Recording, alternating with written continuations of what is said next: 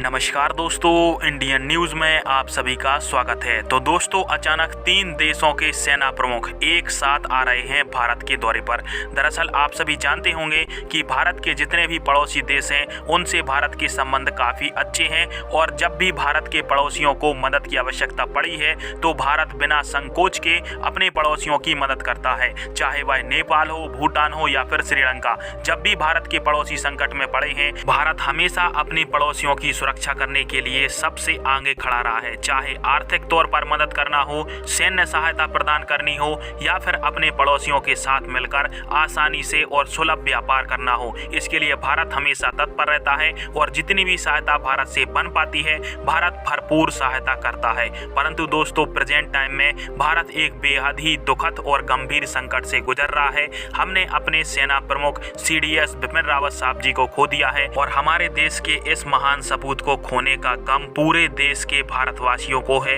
इसके साथ ही हमारे पड़ोसी देश भी इस वीर सपूत के जाने से अपने आंसुओं को नहीं रोक पाए हैं, क्योंकि दोस्तों आप सभी जानते होंगे कि रक्षा क्षेत्र में जब भी भारत की सेना की मदद भारत के पड़ोसियों को पड़ी है, भारत ने अपनी सेना को निसंकोच अपनी पड़ोसियों की सुरक्षा के लिए उतारा है। इसलिए भारत अपने पड़ोसियों में काफी ज्यादा लोकप्रिय माना जाता है और भारतीय सेना ने भी अपने पड़ोसी देश की सेनाओं के साथ काफी अच्छे संबंध बनाकर रखे हुए हैं। इसी कारणवश पड़ोसी देश की सेना तो छोड़िए, पड़ोसी देश के आम नागरिकों के दिल तक में भारतीय सेना ने बहुत ही अच्छी जगह बना ली है। इसलिए दोस्तों, जब भारत इस गंभीर संकट से गुजर रहा है तो भारत के लिए श्रीलंका, भूटान और नेपाल ने तत्काल अपने सेना प्रमुखों के लिए आज यानी शुक्रवार को भारत के दौरे पर रवाना कर दिया है, क्योंकि दोस्तों CDS बिपिन रावत साहब जी ने इन तीनों ही देशों के साथ अपने सभी पड़ोसी देशों से सुख, शांति और समृद्धि बनाए रखने के लिए, इसके साथ ही सेना के बीच में समन्वय स्थापित करने के लिए